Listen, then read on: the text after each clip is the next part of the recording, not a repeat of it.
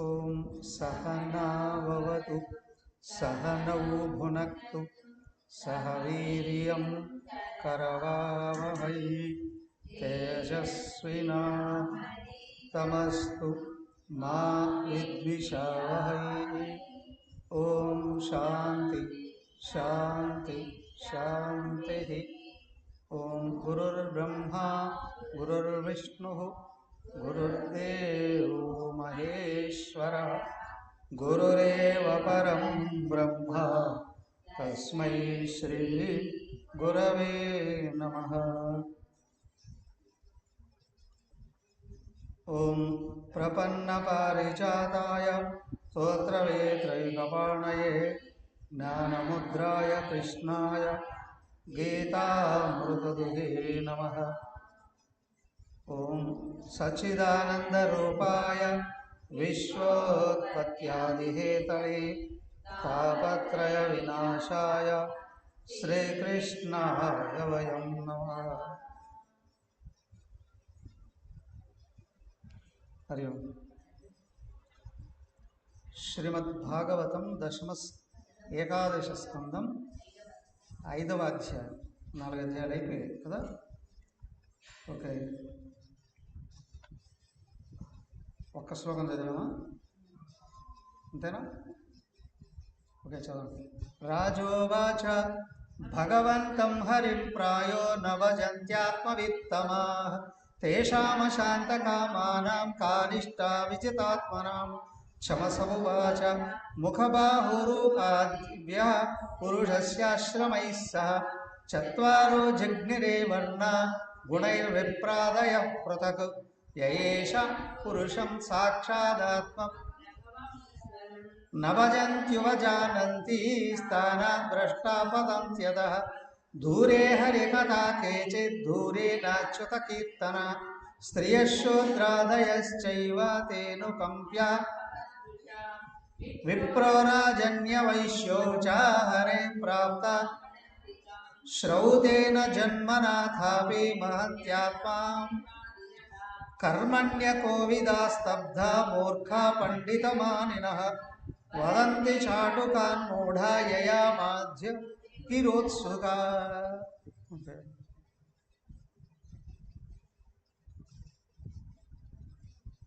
రాజ ఉవాచ. రాజు ఎవరు ఇక్కడ? నిమి మహారాజు. నిమి మహారాజు. నిమి అంటే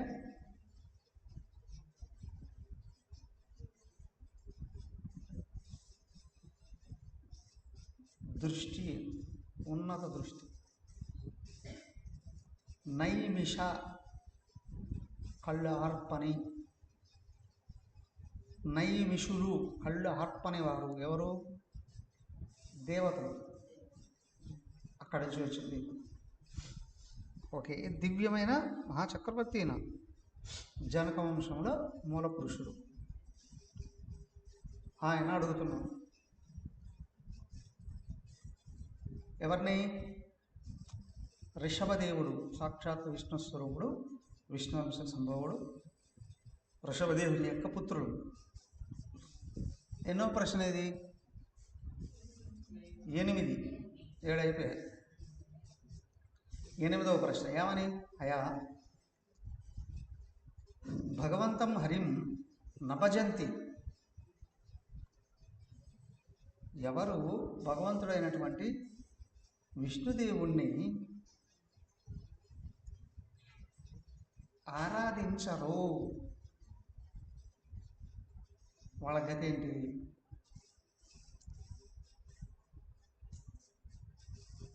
భగవంతం హరిం ఆత్మవిత్తవాహ భజంతి. ఆత్మజ్ఞానం కలిగినటువంటి వాళ్ళు భగవంతుడి ప్రేమ నుండి వెనక్కి రాలేరు.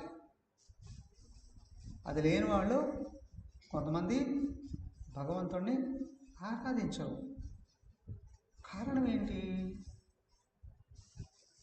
భగవంతుని ఎందుకు ఆరాధించలేరు? ఏమయ్యా, ఎవరైనా ఏదైనా ఒక చిన్న సహాయం చేసినా థ్యాంక్స్ అంటామా లేదా? ఒక పెద్ద సహాయం చేస్తే జీవితాంతం గుర్తుపెట్టుకుని దేవుళ్ళ వచ్చాడని. ఏమయ్యా, నీకు ఈ శరీరాన్ని ఎవరు తయారు చేసి ఇచ్చారు? ప్రాణాలు ఎవరు పోసారు? ఇంద్రియాలు ఎవరు తయారు చేసి ఇచ్చారు? మనోబుద్ధుల్ని ఎవరు ఇచ్చారు? అవునా, తిరగడానికి భూమిని ఎవరు ఇచ్చారు? తాగడానికి నీళ్ళు ఎవరు ఇస్తున్నారు? ఆ సూర్యచంద్రుల ద్వారా వెలుగుల్ని ఎవరు ఇస్తున్నారు?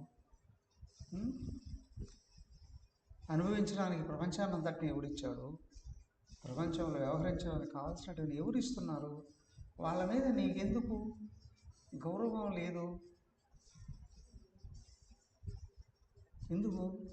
కారణం అజ్ఞానమే అయినా లోపల ఉన్న సోమరితనం అనేది ఏదైతే ఉందో, విపరీత విషయ లాలసత్వం, నిరంతరం భోగ లాలసత్వం ఏదైతే ఉందో, వాడు దేవుడి వైపు దృష్టి తిప్పుకోలేడు. కృతజ్ఞత ఉండదు వాడికి, కృతజ్ఞత ఉండదు. రెండో వాడు పూర్తి స్వార్థపరుడు. అంతా నాకే కావాలి, అంతా నాకే, నేను కష్టపడకుండా అంతా నాకే కావాలి. కష్టపడి సంపాదించుకోవాలి అనుకున్నటువంటి వాడికి మనం ఏమాత్రం కష్టపడకుండా ఏమేమి వస్తున్నాయో గుర్తించే నేర్పన్నా ఉంటుంది. ఇతరుల కష్టార్జితాన్ని దోచుకోవాలి అనుకున్నవాడు స్వార్థపరుడు, వాడికి కృతజ్ఞత ఉండదు కదా. వీళ్ళ గతి ఏమిటి? ఏమవుతారు? మాట్లాడుతుంటారు కదా, అన్నీ ప్రజల సొమ్ము అన్నీ దోచుకొని తింటూ ఉంటారు. మా దేవుడు అంటే నమ్మకం లేదు అని అంటారు, దేవుడు అంటే ఇష్టం లేదు అని అంటారు. ఆ మాట ఆయన కానంటే నీ బతికేంటి? ఎన్ని సెకండ్లు బతుకుతావు? ఆ మాట ఆయన అంటే నువ్వు ఎన్ని సెకండ్లు బతుకుతావు? దేవుడు అంటే ఏంటో తెలియకనే. తెలియకపోతే ఓకే, కానీ స్వార్థం ఉందే వికృత చేష్టలకు దారితీస్తుంది. వికృత చేష్టలకు దారితీస్తుంది. నిమి మహారాజు ఈ ప్రశ్న అడగగానే వెంటనే క్షమసుడు అని ఆయన వచ్చాడు. క్షమస్వం అంటే పెద్ద యజ్ఞం చేసేటప్పుడు నైవేద్యంగా పెట్టే పదార్థం ఏదైతే ఉందో క్షమస్వం, తర్వాత ప్రసాదంగా తీసుకుంటాం. ఆ పేరు కలిగిన ఆయన ప్రసాద స్వరూపుడు. ఆయన వచ్చి చెప్తున్నాడు, మహారాజా ఇదిగో విను, ముఖ బాహూరుపాదేభ్యో పురుషస్య ఆశ్రమై స చత్వారో జగ్నిరే వర్ణ గుణైర్ విప్రాదయ. చెప్పుకున్నాం రాత్రి. పరమపురుషుడు యొక్క దేహం నుండే ప్రజలందరూ వచ్చారు.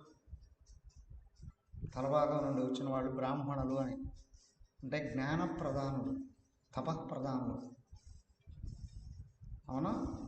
విషయాల ఆసక్తి లేకుండా, అంటే ధనం భోగాల ఆసక్తి లేకుండా తపస్సు చేస్తూ సమాజాన్ని మేలుగోరి శాస్త్రాలను బోధించే వాళ్ళని బ్రాహ్మణులు ఉన్నారు. వాళ్ళు తల నుండి వచ్చారు అని, ఉన్నతమైన స్వరూపం కలిగిన వాళ్ళు. ధర్మ ఆసక్తి కలిగి అధికారంతో ప్రజలందరినీ సమంగా పరిపాలించే గుణం కలిగిన వాళ్ళు ఉన్నారే, వీళ్ళు క్షత్రియులు, బాహువుల నుండి వచ్చారు. అవునా? నిరంతరం మేల్కొన్నంత వరకు కృషి చేస్తూ సంపాదించి దాచి లోకానికి ఉపయోగించాలి అనుకున్నవారు వైశ్యులు. చివరిగా గుర్తుంచుకోవాలి, లోకాన్ని కాపాడాలి అనుకున్నవారు. వీళ్ళంతా ధర్మబద్ధులు. పాపం ఈ మూడు చేతకావు, అయినా పై వాళ్ళకి సేవ చేసేవాడు చూద్దాం. కానీ అధర్మాన్ని పట్టుకొని తపస్సును వదిలేసిన వాడు, విషయలోలుడైన వాడు బ్రాహ్మణుడు కాదు. అధర్మంతో స్వార్థ సంపాదన వైపు వెళ్ళేవాడు క్షత్రియుడు కాదు. అవునా? సంపాదించింది సమాజానికి ఉపయోగపడకుండా దాచుకునేవాడు బ్లాక్ మనీ తయారు చేసేవాడు, మనీని బ్లాక్ చేసేవాడు, అంటే లోకానికి ఉపయోగపడకుండా చేసేవాడు వైశ్యుడు కాదు, అధర్మ మార్గంలో వెళ్ళేటువంటి వాళ్ళు. సో కాబట్టి అయ్యే ఈ 4 వర్ణాల వాళ్ళని 4 రకాల స్వభావం వాళ్ళు ధర్మబద్ధంగా నడుచుకునేటువంటి వాళ్ళేమో 4 వర్ణాలు. ధర్మాన్ని వదిలేసి ఇష్టారాజ్యంగా వెళ్ళేవాళ్ళు అసురులు. అసురులు అంటారు వాళ్ళు.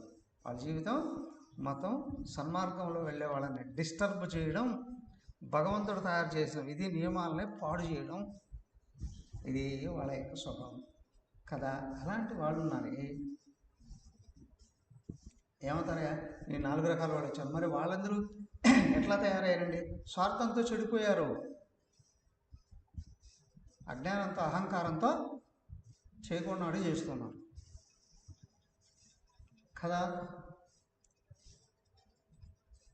సరిగా నడుచుకో, భగవంతుడిని నమ్మినప్పుడు శాస్త్రాలని అనుసరించాలి అనిపిస్తుంది, మంచా చెడో తెలుసుకొని చేయాలని అనిపిస్తుంది. అవునా కదా. వర్ణాలు 4 అయినా ఎవరైనా సశూద్రుడైనా సరే కదా, చేసేటువంటి ప్రతిఫలంలో మంచా చెడా, దీనివల్ల దుఃఖం వస్తుందా సుఖం వస్తుందా ఆలోచించి చేస్తే వాడి జ్ఞానం పెరుగుతుంది. ఆలోచించకుండా చేసేవాడు అజ్ఞానం పెరుగుతుంది, వాడి వలన లోకానికి కష్టాలు వస్తాయి. కానీ ఆలోచించి ముందుకు వెళ్ళే వాళ్ళు ఉన్నారే, వర్ణాల వాళ్ళతో సహా, పురుషులే కాదు స్త్రీలు అందరూ చక్కగా ఆనందకరమైనటువంటి జీవితాన్ని జీవిస్తూ భగవంతుడి వైపు నడుస్తూ ఉంటారయ్యా. వీళ్ళ సంస్కారాలు క్రమంగా అవుతాయి. అయ్యా ఆలోచించి మంచి పని చేసావా, సత్ఫలాలు వస్తాయి. ఒకవేళ ఏదైనా పొరపాటుగా తప్పు జరిగిందా, వెంటనే ప్రాయశ్చిత్తం చేసుకుంటే, నా వల్ల ఇతరులకు ఏదో డిస్టర్బ్ అయితే కష్టమైంది, అయ్యా సారీ క్షమించాడు, తెలియ జరిగింది, వాడు క్షమిస్తాడు, ఏమలేడుగా, కోపం తగ్గిపోతుందా లేదా. అలాగే ప్రకృతిలో జరుగుతూ ఉన్నటువంటివి ప్రకృతికి అధినేత భగవంతుడు చూస్తూనే ఉంటాడు. ఎక్కడ కూర్చొని? నీ కళ్ళలో కూర్చొని ఆయన చూస్తాడు, నీ మనసులోకి వచ్చి నీ కోరికలు చూస్తాడు, నీ బుద్ధిలో కూర్చొని నీ సంకల్పాలను చూస్తాడు. వెంటనే క్షమాపణ ఆయన చెప్పుకున్నావు, సరిదిద్దుకునే శక్తి వస్తుంది, సరిదిద్దుకునే అవకాశం వస్తుంది. వాళ్ళు ముందుకెళుతూ ఉంటారు, వాళ్ళు తరిస్తారు, వీళ్ళు మోహంలో పడరు. కానీ నాకు అధికారం ఉందనో, ధనం ఉందనో, దేహంలో బలం ఉందనో, జనబలం ఉందనో, నా ఇష్టం వచ్చినట్టు వ్యవహరిస్తాను అని అంటే భగవంతుడు లోపల దూరం అవుతాడు, జ్ఞానం లుప్తం అవుతుంది, వెర్రి కోరికలు వస్తాయి, చేయకుండానే చేస్తాడు. సమాజంలో వాళ్ళ మీద క్రమంగా వ్యతిరేకత పెరుగుతుంది, పతనమైపోతారు. ఎప్పటికీ దానికే. ఏమయ్యా, నీకు దేవుడి మీద భక్తి కలిగితే శాస్త్రం రావాలి. శాస్త్రం అది ఏంటయ్యా భక్తి అంటే ఏమన్నారు? అద్వేష్ట సర్వభూతానం మైత్రకరుణ ఏవచ అన్నారు. ఏ చదువు సంధ్య లేకపోయినా, అవునా, పొలాల్లో పనులు చేసుకునే వాళ్ళైనా రే చిన్న పెద్ద లేదా అంటారు, అవునా. పిల్లలు ఎవరైనా సరిగా వ్యవహరించుకుంది అంటారు లేదా? ఏమని? శాస్త్రం కదా అది. అయ్యా భక్తి అదే, పెద్దవాళ్ళని గౌరవించాలి, చిన్నవాళ్ళని ప్రేమించాలి, సహపాఠులతో స్నేహభావంతో ఉండాలి. ఏమయ్యా భక్తి లక్షణాలు చెప్తున్నారు అక్కడ. నా ఇష్టం వచ్చినట్టు ఉంటా, మా నాన్న ప్రెసిడెంటు, మా నాన్న మంత్రి గారు, మా నాన్న ముఖ్యమంత్రి, ఏమన్నావు అంటే నువ్వు నియమాలు తప్పిస్తున్నావు కదా. అలాగే అయ్యా క్రమంగా వెళ్ళిపతనం అయిపోతూ ఉంటారు. అంటే వాళ్ళ లోపల సుఖానికి వాళ్ళు దూరం అవుతారు, వీటి భోగాల వెంట నడుస్తారు. చదవండి 7. రజసా చదివామా? రజసా ఘోర సంకల్ప కాముక అహిమన్యవ దాంబిక మానిన పాప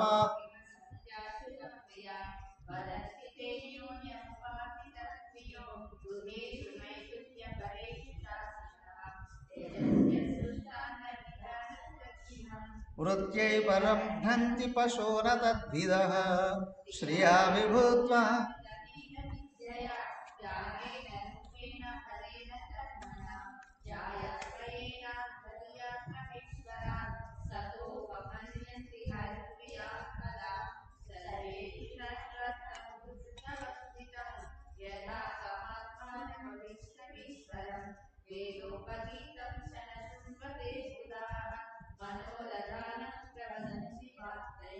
లోకే వ్యవాయమిష మధ్య సేవా నిత్యాస్తు. ఓకే. కర్మని అకోవిదాహ, కర్మలలో జ్ఞానం లేని వాళ్ళు ఉన్నారు. కోవిదాహ పండితులు, జ్ఞానం వాళ్ళు. అకోవిదాహ జ్ఞానం లేని వాళ్ళు. స్తబ్ధా జడులు, సోమరిపోతులు. మూర్ఖా మూర్ఖులైన వాళ్ళు, విచక్షణ లేకుండా నాకు ఇష్టం వచ్చిన నడుస్తానన్నవాడు. పండిత మానిన, నేను చాలా గొప్పవాడిని అనుకునే వ్యక్తులు. అవునా, నేను చాలా గొప్పవాడిని. ఇదే దంభం అంటే అసుర లక్షణాల్లో మొదటిది. లేని గొప్పలు ఇతరులతో చెప్పుకున్నప్పుడు అవే సమస్యలుగా మారుతాయి. ఉన్న గొప్పతనాలు మారిపోతాయి. నేను గొప్పవాడిని అనుకోవడం మానం, అది అందరికీ చెప్పుకోవడం దంభం.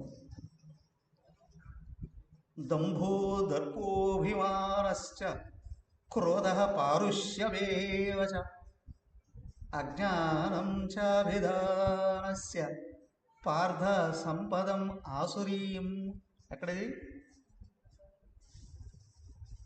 భగవద్గీత 16వ అధ్యాయం 5వ శ్లోకం. అసుర లక్షణాలు దంభం, దర్పం, దురభిమానం, అజ్ఞానం, పారుష్యం, చిన్న పెద్ద లేకుండా ఇష్టం వచ్చినట్టు మాట్లాడడం, ఇవన్నీ అసుర లక్షణాలు, రాక్షస లక్షణాలు అండి. అదే చెప్తున్నాడు ఇక్కడ. అకోవిద జ్ఞానం లేదు, జడుడు, మూర్ఖుడు, కానీ నేను గొప్పవాడిని అని అంటాడు. ఎక్కడ జ్ఞానం హృదయంలో నిరంతరం ఉందో అక్కడ సత్ప్రవర్తన వస్తుంది. అవునా? ఇప్పుడు ప్రతిరోజు మీడియాలో చూస్తుంటాం, ఒక ప్రధానమంత్రి గారు వాళ్ళ వయసు పెద్ద ఉంటే చాలు వెళ్ళి వాళ్ళ ఆశీర్వాదాలు తీసుకుంటారు. అవునా కాదా? అలాగే ఎదురుగా ఇంకొంతమంది ఉంటారు, ఏమీ తెలియదు అన్నీ తెలుసాను అనుకుంటారు కదా. పెద్దవాళ్ళని కూడా గౌరవించకుండా పక్కకు తోసి పారేస్తారు. ప్రధానమంత్రులను కూడా తోలనాడతారు. ఏమయ్యా లోపల ఏముంది అనేది స్పష్టంగా బయటపడుతూ ఉంటుంది. మీ స్థాయి ఏంటి అనేది చిన్న పెద్ద ఎప్పుడు మరచిపోకూడదండి. దానికి ఇక్కడ పండితం మానిన, నాకు అన్నీ తెలుసు అని అనుకోవడం. వదంతి చాటుకాన్ మూడా యయా మధ్య విరోత్సుక. అయ్యా ఇలాంటి వాళ్ళు ఉన్నారే ముగ్గురు,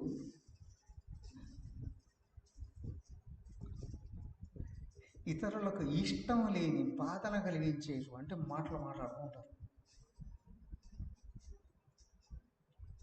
కానీ సద్గుణాలు ఉన్న వాళ్ళు ఉన్నారే, మాట్లాడుతూ ఉంటే జిహ్వామి మధుమత్తమా, మాట్లాడుతుంటే నాలుక నుండి తేనెలు ఒలికినట్టు ఉంటుందండి.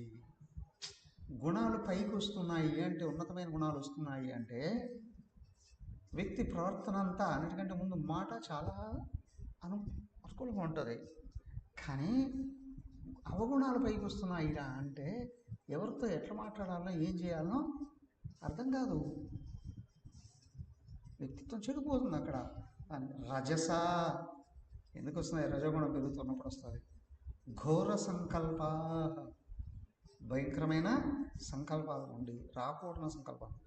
కాముక, బయట సౌమ్యంగా కనిపించిన లోపల వికృతమైన ఆలోచనలన్నీ ఉంటాయి. అహిమన్యవ, ఏమయో పాములాంటి స్వభావం. అవునా? రాకూడని స్వభావం, కామక్రోధాలతో నిండిన స్వభావం. డాంబికా, నిరంతరం డంబాలే, లేని గొప్పలు చెప్పుకోవడమే. పాప సంకల్పాలతో ఉన్నవాళ్ళు. విహసంత్యుచిత ప్రియా, అయ్యా అల్పమైనటువంటి స్వభావంతో భగవద్భక్తులైన వాళ్ళను కూడా బాధపెట్టే నేచర్ను సంపాదించుకుంటారు. భగవద్భక్తులైన వాళ్ళ మనసులో బాధ పడితే ఎవరి గురించి వీళ్ళు బాధపడ్డారో, ఎవరి వలన బాధపడ్డారో భగవంతుడు వాళ్ళని మెలిపెట్టి అన్నీ లాగేస్తాడు అంటే వెనక్కి. వదంతితే అన్యోన్యం ఉపాసిత త్రియు. అదిగో అలాంటి వాళ్ళు ఉన్నారే, దేని గురించి మాట్లాడుకుంటారయ్యా? కామిని కాంచన. అవునా? వ్యక్తిత్వం చెడిపోయిన వాళ్ళందరూ గ్రూప్ అయితే కామభోగాల గురించే మాట్లాడుకుంటారు. అవునా? ఇంకేదైనా అలా కలిస్తే ఏం చేస్తారు? డబ్బుల గురించి మాట్లాడు. నాకు ఎంత డబ్బు ఉంది, నాకు ఎంత నగలు ఉన్నాయో, ఇన్ని రకాల బట్టలు ఉన్నాయో, ఎంతమంది సేవకులు ఉన్నారో, ఇన్ని కార్లు ఉన్నాయో, ఇన్ని భోగాలు ఉన్నాయో, ఇవన్నీ ఏంటండి? ఏదో రజగుణంలో జారిపోయినటువంటి వాళ్ళు మాట్లాడుకుంటూ ఉంటారండి. కానీ అక్కడ సాత్వికులని ఏమన్నారు? వాళ్ళు ఎక్కడ కూర్చున్నా సద్దు విషయాలు చర్చించుకుంటారండి. సుఖాన్ని ఇచ్చే విషయాలు, శాస్త్రాలు, భగవంతుడు, సత్పురుషులు, సత్సంగము, ఇలాంటివి సత్వగుణం పెరిగేటప్పుడు ఇలాంటి విషయాలు వస్తాయండి. కానీ వీళ్ళకు అదిగో ఇలాంటి ఆలోచనలు వస్తాయి. గృహేషు మైథున పరేషుష ఆశిష నిద్ర మైథునాలు తప్ప వాళ్ళ జీవితంలో ఏ ప్రాధాన్యత సృష్టించవు. యజంతి అసృష్ట అన్న విధాన దక్షిణ. ఏమయ్యా వీళ్ళు ఇవే కామిని కాంచనాలే అత్యంత సుఖదాయకాలు అని భావిస్తారు. ఒకవేళ వాళ్ళు ఏదైనా సత్కర్మలు ఆచరించినా డంబాచారంతోనే చేస్తారు. నేను కాబట్టి చేయగలను, నేను చేసినన్ని పూజలు యజ్ఞ యాగాదులు ఎవడు చేశాడండి?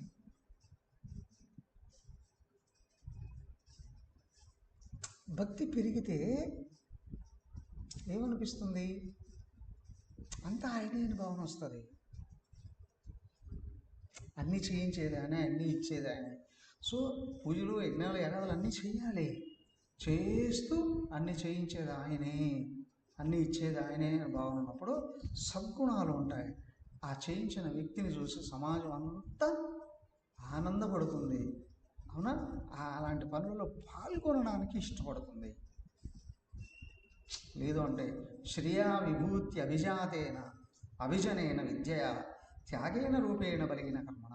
అయ్యా వీళ్ళు ఇంకా ఏం చేస్తారండి? ఏమిటి అని అంటే ధనాది సంపదలు, ఐశ్వర్యం, అభిజాత్యం, పాండిత్యం, దానం, యశోష్టం, కర్మలు మొదలైనటువంటివి కలిగి ఉండడమే గొప్పతనము అని అనుకుంటారు. బాహ్యంగా సంపదలు, అధికారాలు, భోగభాగ్యాలు ఇవే జీవితంలో గొప్పతనం అనే కొలవద్ద అని అనుకుంటారు. కానీ అవన్నీ ఎన్ని రోజులు ఉంటాయి? మనిషి జీవితం ఒక్క రోజులో తిరగబడిపోతుంది. అప్పటి వరకు ముఖ్యమంత్రి అందరినీ కమాండ్ చేశారు. సంపదలన్నీ నావే, రక్షణ దళం నాదే, న్యాయ దళం నాదే కదా, కోశాగారం నాదే, నాకంటే తిరిగి నాతో సమానమైన వాడే ఎవడో లేడు అని అంటాడు కదా. కౌంటింగ్ అయిపోయింది, ఎలక్షన్లో అనౌన్స్ చేసేసారు, అయ్యా ఈయన పోయాడు ఇంకొకడు వచ్చాడు అని. చూడండి, నిమిషంలో అన్నీ తిరగబడతాయి. కానీ వ్యక్తి లోపల సద్గుణాలతో కానీ సహజంగా వ్యవహరించాడు అని అనడం. ఉన్నా పోయినా చదరడు లోపల. అవునా? జీవితం అంతా సత్కర్మలు చేసిన వాడు ఉన్నాడే, పదవి ఉన్నా లేకపోయినా నిరంతరం గౌరవించబడుతూనే ఉంటాడు.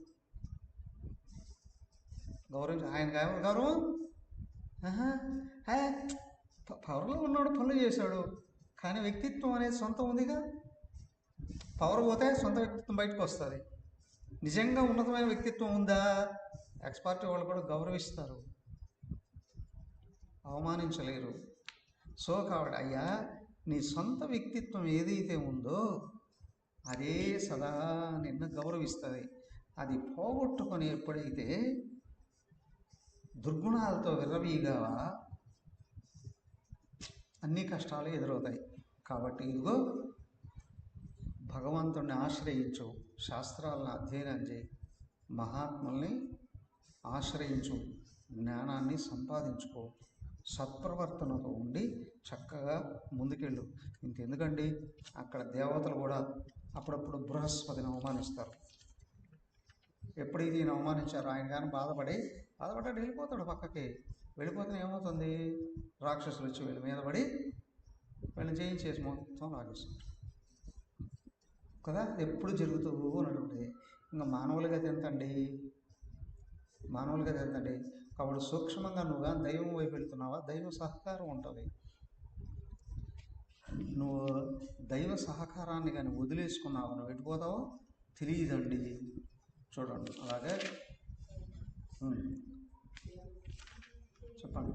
వ్యవస్థితే వివాహయ సురాగ్రహైరాసు నివృత్తిరిష్ట ధనంచ ధర్మైక ఫలం యతో వై జ్ఞానం సవిజ్ఞానమను ప్రశాంతి గృహేషు యజ్జంతి.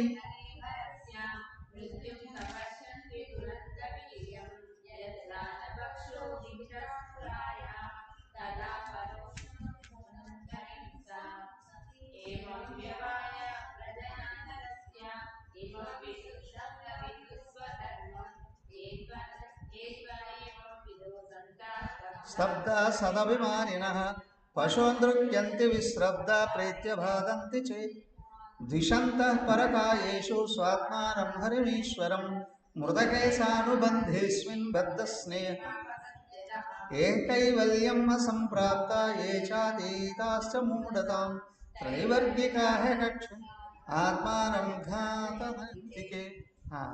సో కాబట్టి ఇక్కడ ఏంటి అనంటే, కొంతమంది దమ్మం కోసం యజ్ఞయాగాదులు చేసేటువంటి వాళ్ళు, ఫర్ ఎగ్జాంపుల్ ఏంటంటే దమ్మం కోసం చేసేది అనంటే జనరల్గా జరుగుతుంటాయి చూడండి, పెళ్ళిళ్ళు వచ్చాయో లేదా ఏదైనా కార్యక్రమాలు జరుగుతున్నాయో ఏదైనా పూజలు అన్నీ వచ్చాయో అప్పుడు కూడా ఏం చేస్తారయ్యా,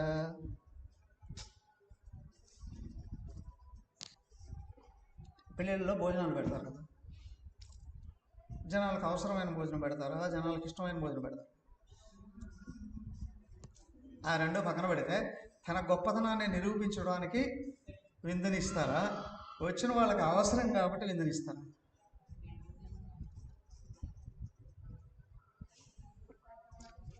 అవునా? సో ఇక్కడేంటి అని అంటే, అయ్యా యజ్ఞయాగాదులలో కూడా ఎక్కడెక్కడ చూసా అమ్మవారికి పూజ చేశారండి, 4 యాట్లు తగ్గాయండి. ఏంట్రా బాబు దేవుడికి పూజ చేస్తాయి ఇదంతా ఏంటి అంటే వాడు అలాగా చేయకపోతే వాళ్ళు ఒప్పుకోరండి జనాలు. పెళ్ళి జరిగింది ఏం చేస్తున్నారు, లేదా అరే దినమ జరిగినా డిమాండ్ చేస్తారు, పెట్టాలి పక్కన మందు కూడా పెట్టాలండి. పైగా ఇది ఆచారము సంప్రదాయము. అవునా? ఎక్కడ చెప్పారండి? కావాలంటే చూసుకో, వేదాల్లో కూడా చెప్పుకున్నారండి. అదే చెప్తున్నారు, వేదాలలో కూడా కొన్ని చోట్ల జంతువులు తుబలులు ఇచ్చిన అక్కడ కూడా కొన్ని కర్మలలో ఒక్కొక్క చోట బ్రాహ్మణులు కూడా మాంసం తిన్నారు అని చెప్తుంటారు. ఏమిటయ్యా అంటే అక్కడ వాసన చూడమన్నారండి, వాళ్ళు తినమని చెప్పలేదండి. కొన్ని కర్మలలో చెప్తారు వాసన చూడడం వరకే. కొన్ని చోట్ల అక్కడెక్కడో చూసాం, ఉజ్జయినిలో భైరవుడికి ఆల్కహాల్ నివేదిస్తారు. ఆల్కహాల్ ఎందుకో ఏదో కారణం ఉంటుంది, కానీ అక్కడ ఏంటంటే వాసన చూపించు అంతవరకే అని. పని కట్టుకుని తాగుబోతులు ఏం చేస్తారు, బాటిల్ తీసుకెళ్ళిపోయి ఆయనకి ఇచ్చినట్టు ఇచ్చి వీళ్ళు తాగడం కొరకు ఆయనకి ఇస్తున్నారండి అని ఆయనకి ఇస్తున్నాడు. మనకి ఇక్కడే వేములవాడ రాజేశ్వర స్వామికి వెనకల పోచమ్మ దేవాలయం ఏదో ఉంది, అక్కడ ఇది నివేదన ఇవ్వాలని నివేదన ఇస్తారు. పెద్ద పెద్ద డ్రమ్ముకి వచ్చిన వాళ్ళంతా పోస్తూ ఉంటే పోయేటప్పుడు తీర్థానికి గ్లాసు నిండా ఇస్తూ ఉంటారు, పానకంలాగా. ఏమిటది? మందు, ఆల్కహాల్. కొన్ని చోట్ల ఎందుకు చెప్పారు అని అంటే, అవి అలవాటు కలిగినటువంటి వాళ్ళు ఉంటారే, అలవాటును మానిపించడం కొరకు నువ్వు చేసావు కానీ దేవుడికి నివేదించి తీసుకోవయ్యా అన్నారు. ఎవరిని? తాగడ అలవాటు ఉన్న వాళ్ళని. అట్లా ఎందుకు చెప్పారండి? అలాగా చేస్తూ ఉంటే వాడికే అనిపిస్తుంది, ఇచ్చి దేవుడి దగ్గరికి వచ్చి నేను ఇవ్వనే చేసేదని లోపల వాడి వివేకం వస్తుంది, వాడు మానేస్తాడు అని చెప్పి. దేవుడికి నివేదన ఇవ్వకపోతే ఆహారమైన పదార్థమైన మలంతో సమానం. నువ్వు దేవుడికి నివేదన ఇచ్చి తీసుకున్నావా? నువ్వేం తీసుకుంటావా? నివేదన ఇవ్వయ్యా, అప్పుడే చేస్తుంది. దేవుడికి ఇట్లాంటి పదార్థాలు ఇచ్చేది అని వాడు వివేకం కలిగి మానేస్తాడు అని ఉద్దేశంతో కొన్ని కొన్ని చెప్పారు. అంతేగాని దేవుడికి నివేదన పెడతారండి వేసేసి అందరూ కలిసి ఇప్పుడు వర్ణం భేదమే లేకుండా అందరూ బంతిలో కూర్చొని, అవునా దాబా హోటల్లో కూర్చొని సాయంత్రం అయితే, అవునా మందు కొడుతావు, మందు తింటున్నారా, ఏమయ్యా ఇది అభివృద్ధి పతనమా? వాళ్ళ ఇష్టం వాళ్ళది, మీరు ఎందుకు అంటారు అంటే మేము ఎందుకు అనడం కాదు, ఒక్కటి అవునా సాధువు అందరి అభివృద్ధిని కాంక్షిస్తాడు. నువ్వు ఎన్నో లక్షల జన్మలలో సత్కార్యాలు చేసి ఉంటేనే ఉన్నత ఆహార విహారాలు కలిగిన వాడుగా పుడతావు. యుక్త ఆహార విహారస్య, ఆహారంలోనూ వ్యవహారంలోనూ ఉన్నతుడుగా పుడతావు. నీకు ఇష్టం వచ్చినట్టు వ్యవహరిస్తే నువ్వు చేసే ప్రతి పని నీ గుణాన్ని ఇస్తుంది, లోపల నీ జీవితాన్ని ఆ వైపుకు లాక్కొని వెళ్ళిపోతుంది కదా. కాబట్టి గమనించుకొని ఉన్నతంగా వ్యవహరించడం చేయాలి, ఉన్నతంగా వ్యవహరించడం చేయాలి. సో కాబట్టి ఇక్కడ ఏంటి అని అంటే, ఇదిగో ఎక్కడ యజ్ఞయాగాలలో మాంసభక్షణ చేయమని చెప్పి చెప్పలేదు, ఇంకే వాసన చూపించమన్నారు అంతవరకే. కానీ అవి పట్టుకునేటలేదండి. నీ లోపల ఉన్న గుణాల వల్లనే నువ్వు అలాంటి వాటికి లోనయ్యి బాగా తిని తాగి తిని తొల్లాడుతూ ఉంటే నువ్వు పతనం అయిపోతావయ్యా, ఒకటి. ఇంకా రెండోది, భోగాల విషయంలో కూడా వివాహం ఎందుకన్నారు అంటే సత్సంతానార్థం అన్నారు. వివాహం కూడా, వివాహం అంటే భోగాలు అనుభవించడానికి కాదు, సత్సంతానం కనడం కొరకు వివాహం అనేటువంటి బంధాన్ని కూడా చెప్పారు. కావురా అలాగే ఏంటంటే, కానీ లోపల బుద్ధి చనిపోతే కామభోగాలే పరమం అని అనుకొని ఇష్టం వచ్చినట్టు వ్యవహరించి ఇతరులకు అందరికీ వేదనలు కలిగించి బాధలు కలిగించి సంఘ విద్రూపుడిగా మారేటువంటి వాళ్ళు కూడా ఉన్నారయ్యా. అలాంటి వదులు ఎందుకు అంటే, ఏది ఎందుకో స్పష్టంగా తెలిసి అలాగా వ్యవహరించి బయటకు వచ్చావా, నీ లోపల ఉన్న గుణాలు మార్పు చెంది కలిగి నువ్వు భగవంతుడుగా మారుతావు. అందుకొరకు చెప్పారు ఈ నియమాలన్నీ అని. ఇంకా 17, ఏత ఆత్మాహనో శాంత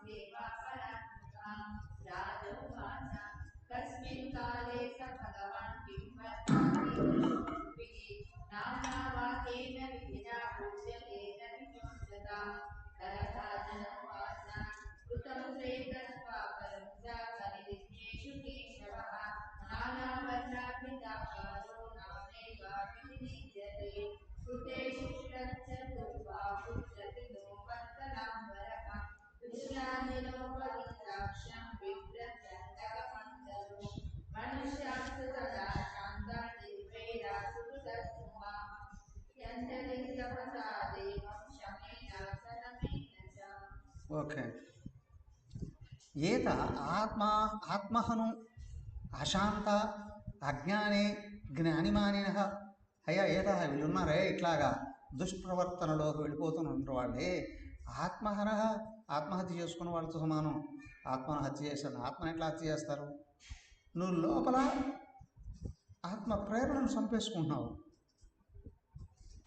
గుణాలు ఉన్నతంగా వస్తే ఆత్మను గుర్తించి దాంతో తాదాత్మ్యం పెరుగుతుంది.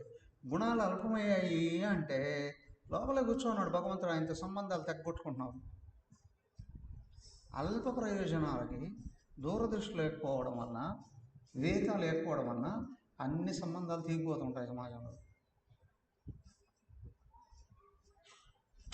కాదండి మేము చాలా ఉన్నతులమే, మేము చాలా ఎదుగుతున్నాం గొప్పవాళ్ళని. నీ శత్రువు కూడా నేను పొగడగలగాలి, నేను గౌరవించగలగాలి. ఆత్మహను అశాంత అజ్ఞానేన, జ్ఞానం లేదు వాడికి, జ్ఞానివాణిన, నేను చాలా గొప్పవాడిని అనుకున్నాడు. సీదంతే అకృతకృత్య, అయ్యా వాళ్ళు చేయకుండా అన్నీ చేస్తున్నారండి. కాలధ్వస్త మనోరథ, వీళ్ళు కోరికలు తీర్చుకోవడంలో కాలాన్ని నాశనం చేస్తూ ఉన్నారండి. హిత్వా అత్యాయాయ సరిచద గృహపత్య సుహృచిత్తయ, అయ్యా వీళ్ళు ఉన్నారే భగవద్భక్తి విముఖులై వాళ్ళ కోరికల వెంటబడి లేని కష్టాలు తెచ్చుకుంటున్నారండి. అన్నిటికీ ఒక్కొక్కదానికి దూరం అవుతున్నారు. తమో విశంతి అనిత్యంతో వాసుదేవ పరాన్ముఖ,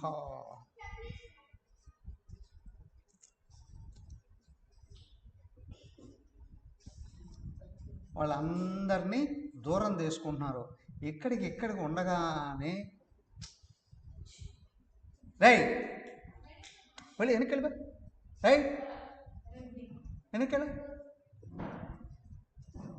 వస్తే పంపించండి.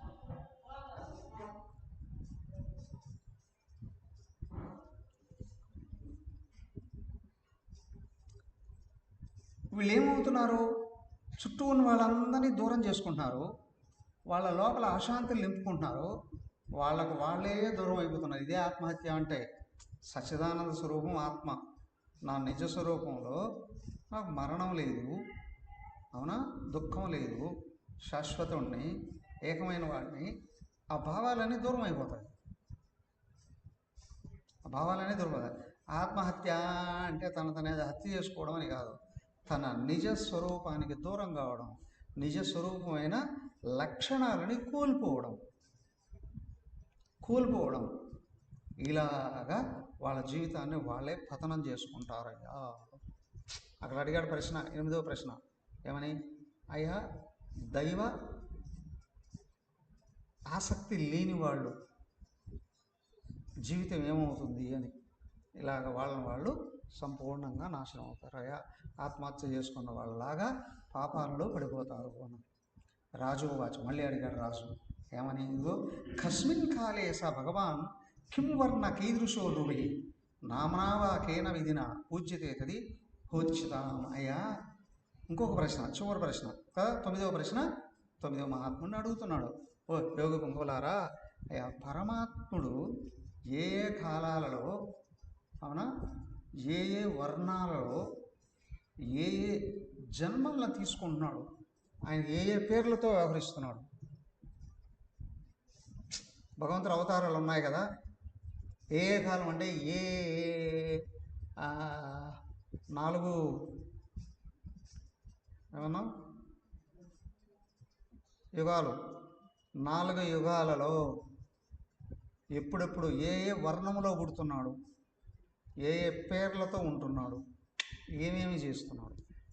దశావతారాలు ఉన్నాయి కదా, ఏ అవతారం 24 అవతారాల్లో కూడా ఆయన ఎప్పుడెప్పుడు ఏ వర్ణాల్లో పుడతాడు. భగవంతుడు అంటే బ్రాహ్మణ వర్ణంలో పుడతాడా?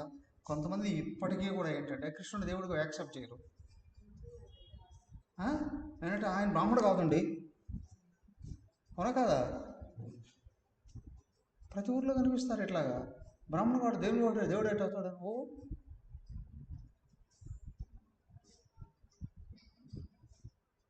వ్యాసులు వారు ఎవరు?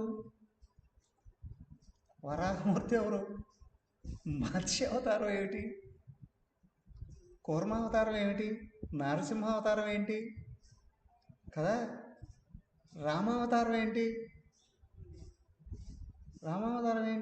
కృష్ణావతారం ఏంటి? బుద్ధావతారం ఏంటి కదా. ఏమిటి అంటే బ్రాహ్మణుడుగా పుడితేనే దేవుడు అండి యాక్సెప్ట్ చేస్తాం, అసలు దేవుడు కాదు కదా, గురువుగా కూడా యాక్సెప్ట్ చేయడం అండి. డైరెక్ట్గా మాట్లాడేశారు ఒక ఆయన, కృష్ణుడు దేవుడు కాదండి, నేను ఎక్కడ అనలేదండి. అరే ఆయన విశ్వరూపమే చూపిస్తే కురుక్షేత్రంలో నువ్వు దేవుడు కాదు అని అంటున్నావా అంటే, నిండు సభలో వచ్చి నువ్వే విధంగా మాట్లాడుతున్నావు అంటే నీ లోపల గుణాలు ఏ విధంగా ఉన్నాయి కదా. కాబట్టి ఇక్కడ అయ్యా గుర్తించండి, భగవంతుడు కావాలి అనే అన్ని జీవరాశుల్లోనూ ఉద్భవించాడు కదా. జలచరాలలో ఉద్భవించాడు మొదట, ఉభయచరంగా ఉద్భవించాడు. తర్వాత అయ్యా అత్యంత హీనంగా చూడబడేటువంటి పంది ఆకారం కూడా పైగా ఆయన యజ్ఞవరాహమూర్తి అన్నారు. యజ్ఞవరాహమూర్తి భూలోకాన్ని అంతటినీ రక్షించాడండి. అవునా, మృగంగా పుట్టాడు, నరసింహ అవతారం. అవునా, వామన అవతారం దేవతలలో పుట్టాడు, నారసింహ అవతారం. తర్వాత ఇదేది పరశురామ అవతారం, పుట్టింది బ్రాహ్మణుగానే పుట్టాడు, కానీ మహాక్షాత్రత్వం చూపించు కదా. అయ్యా రాముడు క్షత్రియుల్లో పుట్టాడు, కృష్ణుడు పైగా యాదవుల్లో పుట్టాడండి, శూద్రుల్లో పుట్టాడు. అవునా, ఏమయ్యా ఎవడు ఎక్కువ ఎవడు తక్కువ? లోపల ఉన్న గుణాలు బయట జరుగుతున్న వ్యవహారాలు బట్టి జీవితం ఉంటుంది, కానీ ఏ వర్ణంలో ఎవరున్నారు అనే దాన్ని బట్టి జీవితం ఇక్కడ ఉండదయ్యా. అదే చక్కగా చివరిగా వచ్చినటువంటి కరభాజనుడు అనేటువంటి మహాత్ముడు ఆయన వరుసగా ఇదంతా వర్ణిస్తూ ఉన్నాడు.